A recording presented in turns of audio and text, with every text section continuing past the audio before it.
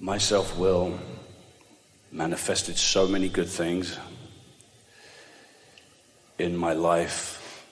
There was a conversation I heard with you, and you described manifesting either from the vortex or from the void, and that hit me. It made sense.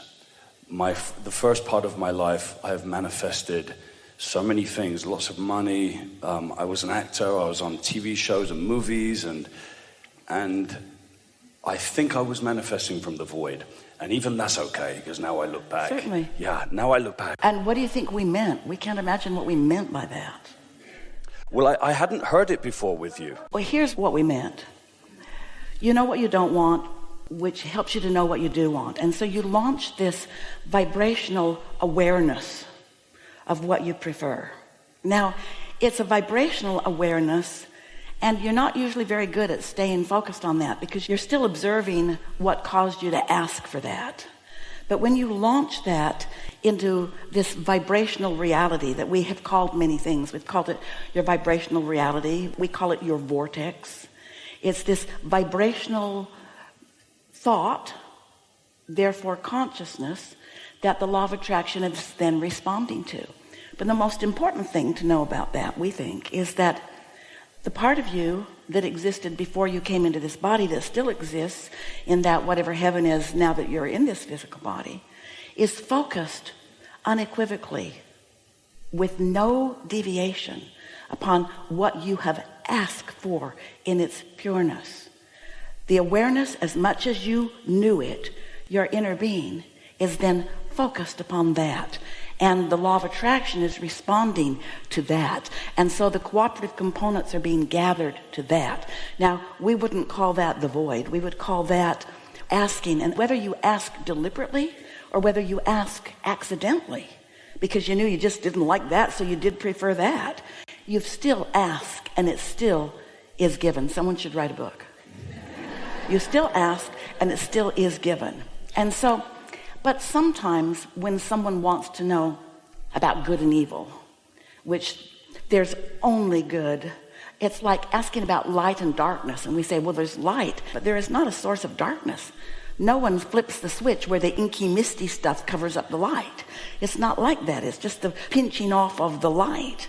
And evil is like that too, or darkness is like that too. It's the not allowing in this moment of time for the connection to what is the light. And so when we say that every thought that has ever been thought still exists, and that these thoughts are managed by the law of attraction, and they are gathered is maybe the best word. They are cooperative components also that are gathered. So there are like rivers and streams of thoughts and beliefs and expectations and what humans come to call truth. And a lot of that, we could comfortably say, sort of came out of the void, not out of the void of alignment, but out of the discontent of human complaining. But really, it's not fair to ever say that you are not launching into your vortex, because you always are. Some people get so far away from really caring about feeling good that law of attraction supports them in their there's a problem with this, and there's a problem with this, and there's a problem with this, and there's a problem with this, until they just are oriented that way. And they're not getting sustenance from source when they're feeling like that. Now, they accidentally fall asleep, or they get drunk and pass out, or they get high on something so they're not focused, or they get distracted by something, so no one is ever really disconnected. That would really be the void, and that cannot be. That void cannot be. Cannot be. But it isn't fun to live your life not deliberately pointing in the direction of who you really are. It's not fun. Yes, it was unsatisfactory. To say the least. And then I lost it all. Good. And that was amazing. Yeah. Truly. Let's say that there's this person that you sort of kind of know, and let's make this person into a bigger deal than this person is. They're really horrible to be around. It's hard for you to feel good when you're around them, let's say. And so you've decided that you don't want anything to do with them, and so you launch this rocket of desire. You don't want anything to do with them, but you haven't let go of them yet. So everywhere you go, there they are. And if it's not them, it's somebody just like them doing something just like what they would do. We're not pointed at any of you, you know that. So then you have a choice. You can focus upon what you want, focus upon your positive aspects. You can practice it. You can care about feeling good. You can contour your thoughts. You can find satisfaction here and here and here and here because you want to feel good first, and because you understand the value of feeling good next, of that collaboration with thy will and all that stuff. So then they're not always like that, because nobody can stick to that kind of negative concentration. They saw a bird and they liked it. Whoops, didn't mean to do that. They saw a love story. Oops, felt love. Oops, get rid of that, get rid of that, get rid of that. In other words, they stopped thinking about their mother and they felt better for a minute. Or that teacher that was in menopause and she hated all those kids. So they have a lapse in their focus, which the law of attraction may very well bring you to either a thought encounter or a physical encounter, because they're in your vortex. Every relationship is eternal. And because you know what you don't want, you know what you do want. You built a whole vortex room in your vortex cave that has to do with them. And now you're all tuned in, tapped in, turned on. You're attracting those moments with them.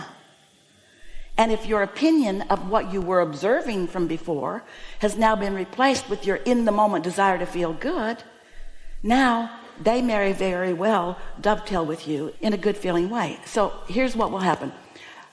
There are a few choices. If they're really hard-fast in their knowing what they don't want, while you have come into alignment with who you are mostly, then your relationship goes like this. They go off that way, you go off that way, and you don't think much of them again. You don't think very often about them again. But if they have softened, or if their life has now caused them to ask for more, now they may be in a stronger place of asking for someone like you. And so you may have these momentary encounters with them where, if you've practiced your book of positive aspects, and if you really like to feel good, you may be able, it's a rare human that does it, you may be able to not offer a vibrational opinion about what used to be. You might be so present right now, just like your inner being is present right now. You might be looking for their positive aspects right now and finding some. And so this relationship may be becoming anew. So you either go this way, or you come together, or you attract others that are like them on both ends of that stick until you get really clear about what you're doing. You have to make it about how you feel, not about what they're doing.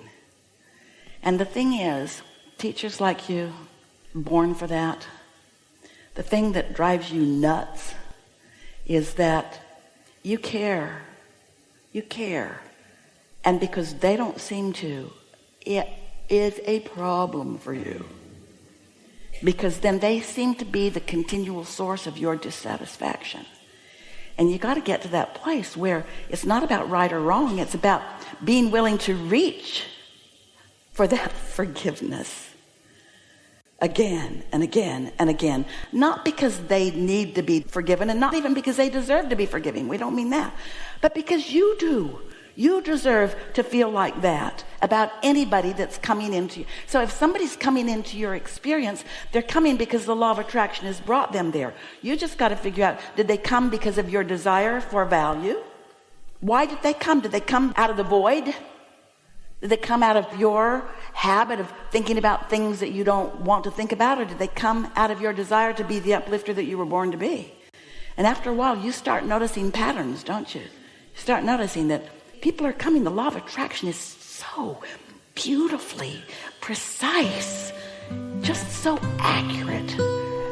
Yeah.